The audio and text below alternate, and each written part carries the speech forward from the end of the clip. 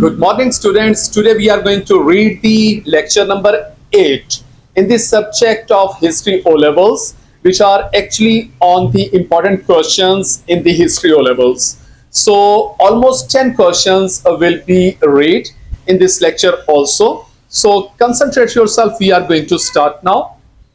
The first important question for today is, who was Sir Stafford Cripps? Sir Stafford Cripps was member of the British cabinet. He introduced the Cripps mission plan in the subcontinent. He was the Secretary of the States in 1945. He also introduced the Cabinet Mission Plan along with Lord Pethick, Lawrence, and A.V. Alexander. He tried to negotiate with Indians to meet their demands with what the British were ready to offer. But the offers were that promises will be fulfilled after the war, but Indians were not believing Sir Stafford Cripps' mission. The next important question for today is, what was a Wavell Plan? Lord Wavell flew to the London in 1945 to consult with the British government its future policy in India. Wavell proposed that an executive council should be set up to govern the country under the present constitution until a new constitution could be agreed upon. The executive council would contain equal numbers of the Muslims and Hindus and be entirely Indian, apart from the viceroy and the members controlling the defense. To discuss the proposals, Wavell called a conference in Shimla in June 1945. So, British had seen it that Indians are not agreeing upon the lesser offers. So, they were giving more and more now. The next question is, who was Lord Wavell? Lord Wavell was the viceroy of the subcontinent in 1944. He released Gandhi from the prison on medical grounds in May 1944 to make friendly relations with the Hindus. Lord Wavell proposed the Wavell Plan, which included setting up an executive council. To discuss the proposal, a conference was called in Shimla in 1945. The Wavell Plan failed because the Hindus and the Muslims could not agree on who was to be on the council. Lord Wavell closed the conference in July 1945 because Hindus and Muslims were not agreeing with each other, because particularly Muslims were not believing the Hindus now, because the All India Muslim League and Gandhi was trying to suppress the Muslims. Particularly it was shown in the Hindu ministries, which lasted from 1937 to 1939. The next important question for today is, what were the results of 1945 to 46 elections? The League won all 30 Muslim seats in the Central Legislative Assembly and fought 46 of the 495 Muslim seats in the provincial elections. It took control in Bengal and Sindh and was the largest party in the Punjab.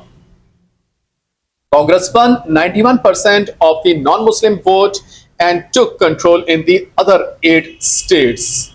The Congress took 19 Muslim seats to the League's 17 seats in NWFP. The results showed that the Muslim community was supporting the League now, and the rest of the country was supporting the Congress. So there was a clear line between the non-Muslims and the Muslims now. The Muslims were supporting the All India Muslim League now, and the non-Muslims were supporting the Congress. The next important question for today is, what was the Cabinet Mission Plan? A 3-man delegation which included the Secretary of the States for India, Sir Stafford Cripps, and the First Lord of the Admiralty was sent to the India in March 1946. This was the final British effort to settle the differences within India. The Cabinet Mission arrived in New Delhi on 24th March and met representatives of the Muslim League, Congress, the Sikh, and the Hindu Mahasabha. It proposed that an interim government should be set up to rule India while the British withdrawal was organized. The different parties did not agree with each other and the cabinet plan dropped. It gave an idea for the three groups under British Executive Council, but it was not accepted. So this was the final effort by the British to settle the disputes within India, but failed. The next important question for today is, what was the Direct Action Day?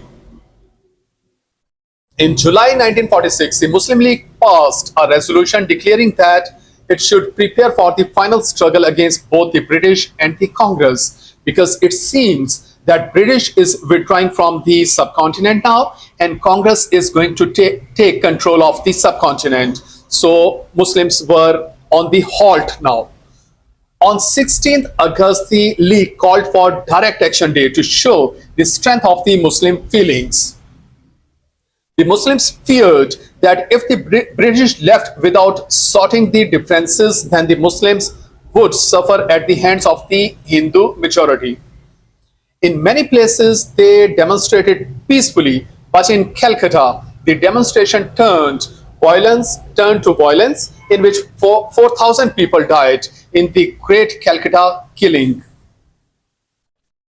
The next important question is, what was the August offer? By April 1940, France was defeated in World War II and England was fighting against the Axis powers. In August, Viceroy Lord Linlithgow made an offer on behalf of the British government known as August Offer to present solution for the Indians.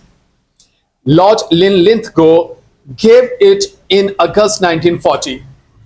It included expansion of the Executive Council of the Governor General and representatives of the political parties. After the war, the Indian Constitution would be made by the consent of the Indians. So they were offering now because subcontinent was slipping from their hands. So they were accepting the demands of the Indians now, but Indians were not believing them now. The next question for the today is, what was the 3rd June plan? In February 1947, British Prime Minister Attlee announced that the British would leave India no later than June 1948. A new Viceroy, Mountbatten, was sent to the India in March 1947 to work out a plan for the transfer of power. On 3rd June 1947, the plan was announced. Two states, India and Pakistan, were to be set up with the dominion status of each state. The interim government for both was the 1935 Government of the India Act. Muslim majority provinces would vote to stay in either India or join Pakistan. So this was the last step that was taken by the British, and now the independence was inevitable. The next important question for today is, what was the Radcliffe Award? Mountbatten appointed Sir Cyril Radcliffe to head a boundary commission to establish the borders between India and Pakistan. He was assisted by 2 members of the League and 2 of the Congress. The decision of the Radcliffe Award was announced on 16 August 1947. Muslims were disappointed by its decision because Calcutta, Firozpur and Gurdaspur, all Muslim majority areas, were given to the India. Referendum was to be held in all these states so they could choose whether to join India or Pakistan. So some kind of the cheating was done by the Radcliffe. The last question for today, that is, who was Sir Cyril Radcliffe? Sir Cyril Radcliffe was the head of the Boundary Commission, which was set to establish the borders between India and Pakistan. He announced the Radcliffe Award on 16 August 1947. The Muslims were unhappy with its decisions because he gave Calcutta, Firozpur and Gurdaspur to India, even though they were all Muslim majority areas. Redcliffe had originally awarded Firozpur to Pakistan but had been forced to change his mind by Mountbatten. So, these were 10 questions which we have read today. I hope so. This will be much more easier and interesting for you people to understand and learn this lecture now. So, read this lecture again, understand it, learn it, and make your notes. Thank you so much.